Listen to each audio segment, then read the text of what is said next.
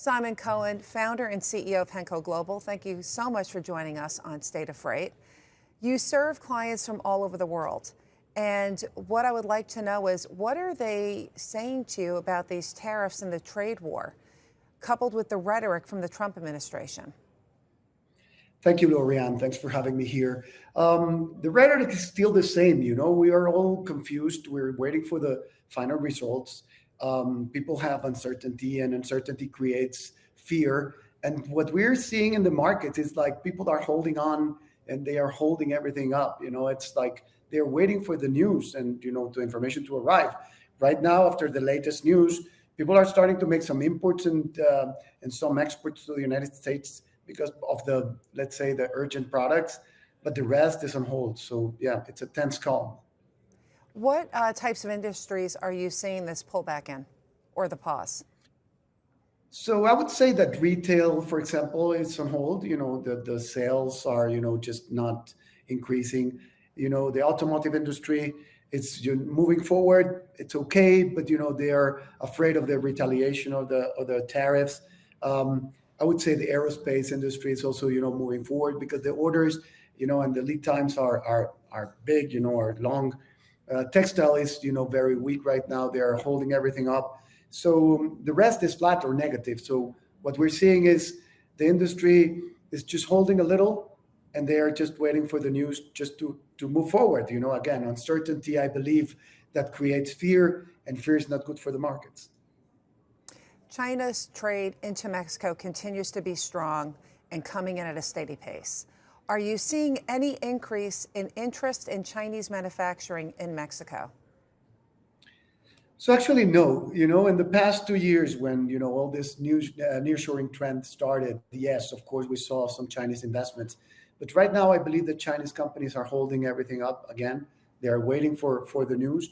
They are waiting, to see what's going to happen in the near future.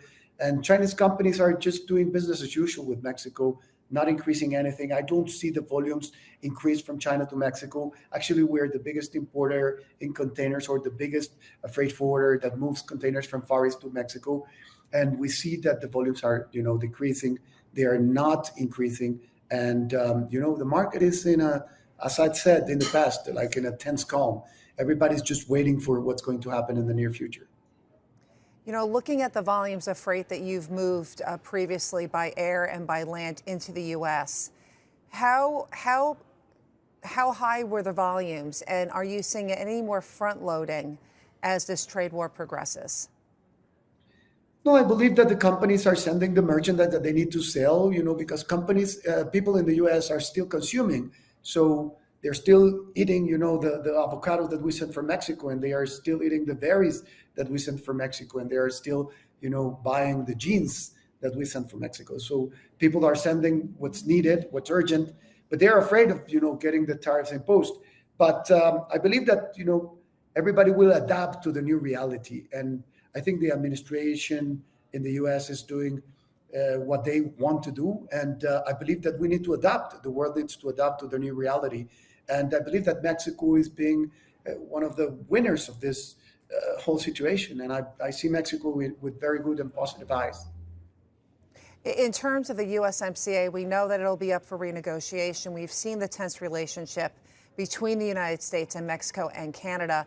What is your outlook? What are you hearing and hoping for as that renegotiation does eventually start?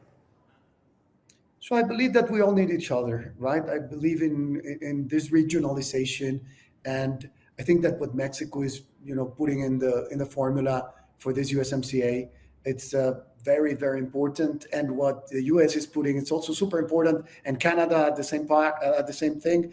So I believe that we are all, playing it safe. I think that the USMCA will prevail. I think that we all need each other.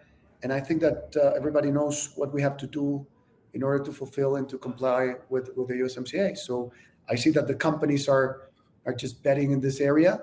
And I see that Mexico will be, benefited for this situation.